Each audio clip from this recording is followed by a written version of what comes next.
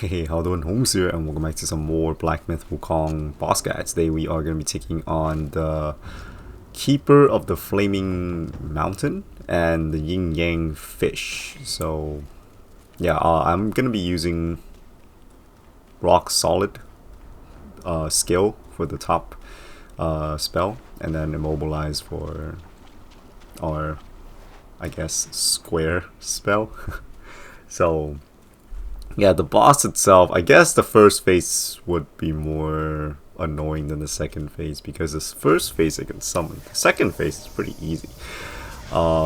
It's just that there's a lot of projectiles, but you know, we can use our staff spin skill to avoid that. So here we go. So yeah, if you die in the second phase, it may look like it's different fights, but it's connected. So if you die in the second phase, you have to fight the first phase again.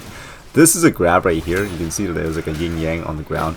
You can dodge that by dodging sideways or just dodging backwards. And I use Immobilize here, capitalize on the damage. He takes a lot of damage, by the way. He's very, very squishy. And the projectile attack that he just did, you can dodge it by dodging sideways. This projectile move right here, you can use staff spin to avoid that completely. And the reason I took damage there, because I freaking ran out of stamina. So the wave attack and dodge through it, I ate that one as well because I was recovering stamina. This you want to be careful, because these balls will fly up and then they'll drop down like that, and it does like decent damage if you get hit by it. This move right here, where he summons a bunch of the yin-yang balls around him, you have to defeat all those summons here, and this occurs around, I guess, what is this, like 55% HP or 60% HP. Yeah, he'll summon these guys. You'll have to take care of all of them in order for the boss to come down. I don't think there's a way to interrupt this. So yeah, just take care of these guys. The white monsters will use melee attacks, and then the ones that are in black will shoot projectiles. So yeah, and just, you know, take your time. The pig will also help you fight these summons as well, so you don't have to worry about it too much, I would say. So yeah, these guys are not very much. They're not gonna be a problem. So yeah, and then going back to the fights here, what's it doing? Okay, more of these raindrop attacks. Right here, you do want to be careful, because I got a little bit confident, overconfident. Actually, I didn't get hit there. I thought I got hit. Okay, never mind. I guess it was all worth it. Let's see. More projectiles. All right, use staff spin to avoid that. He does have another summon, and I don't know why he's not doing it, but you're gonna see me trying to bait him to do the summon, because I didn't want to kill him without him doing the summon, because he usually does it. He summons this like horse monster. He'll teleport, and then he'll be in, quote unquote, in the center of the map, and then he'll do the summon. You'll see it because there's like that puddle that appears right below him.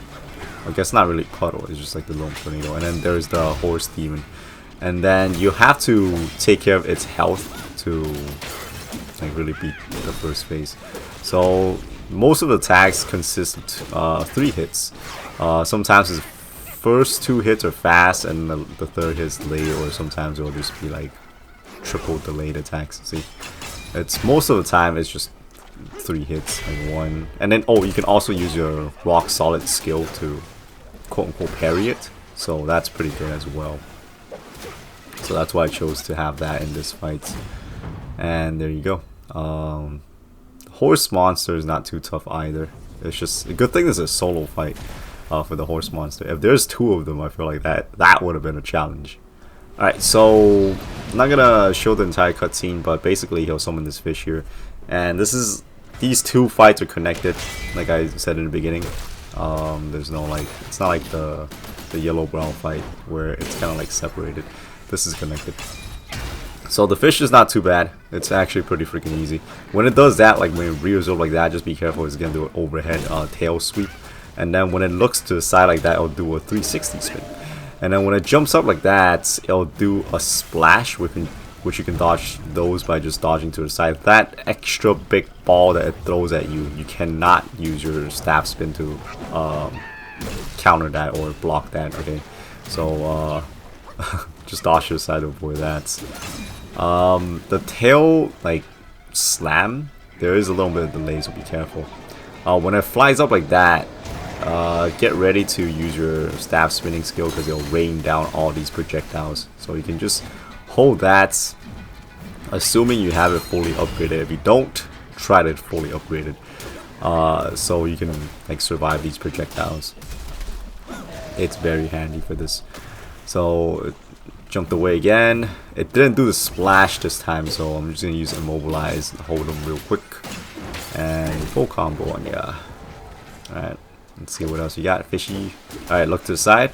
360 spin. You can dodge through it by dodging right. Let's see what else you can do. Oh, when it's shouting like this, it's gonna summon those balls around them to like float up to rain down. You can interrupt this by using a level 3 focus charge, or you can immobilize them. So whichever. Alright, more of the splash and then the big ball. Okay, no problem. What is it gonna do? Alright, it's flying up, and then it's sending a whole bunch of these balls that's gonna rain on you. So staff spin skill. There we go. And fish is back. Level 3 charge. This is pretty much it. That's all its attacks, by the way. There's nothing else. So yeah, you just have to watch for the tail melee attacks, like the overhead and then the 360 spin. I feel like that's what's gonna be a little bit tricky to get used to, I would say, because there is a slight delay, and then the tails are not very like obvious. I guess it's kind of subtle, but if you pay attention to how the fish moves, you'll get the hang of it, I'm pretty sure. So yeah, there we go. Level 3 focus charge. I should really save those for when it's doing the thing where it's summoning like a whole bunch of little balls right next to him. Alright, it's flying up again. I love it when it does this, because if you have the staff spin skill maxed out, this generates so much focus points. Look at that. It's just like, it's free focus points at that point. I realized what I just said. But yeah.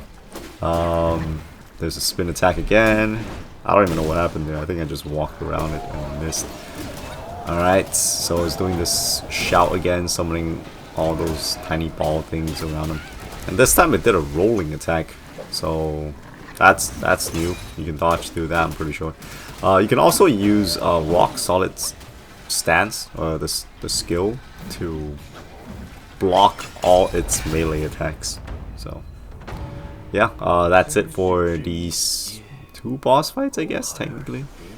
And yeah, so after all the cutscene and stuff, you're gonna end up back here. So let's go ahead and take a look at our equipment going into this fight. So here is the staff. So basically it's more or less the same. I still have, oh, you get this robe, by the way, for beating this boss. But yeah, my equipment, it's pretty much still the centipede set, except the mask. I still have the wolf mask. Fashion. Okay, if you're wondering why I don't equip the whole centipede set, it's because of the fashion. That's literally it. If the mask ain't cool, I ain't wearing it. Alright. I know it's a stupid reason, but I don't know, that's just how I like to play it. So yeah, my relic setups, and then here are my skill tree setups, which is pretty much the same, as I have yet to reallocate any of these. So yeah, that's about wrapping up for this video. So I thank you all so very much for watching. Hopefully this video has helped if you're struggling against this guy, and if it did, hopefully y'all will stay tuned for more. But until next time, hope to catch y'all later. Ohms out.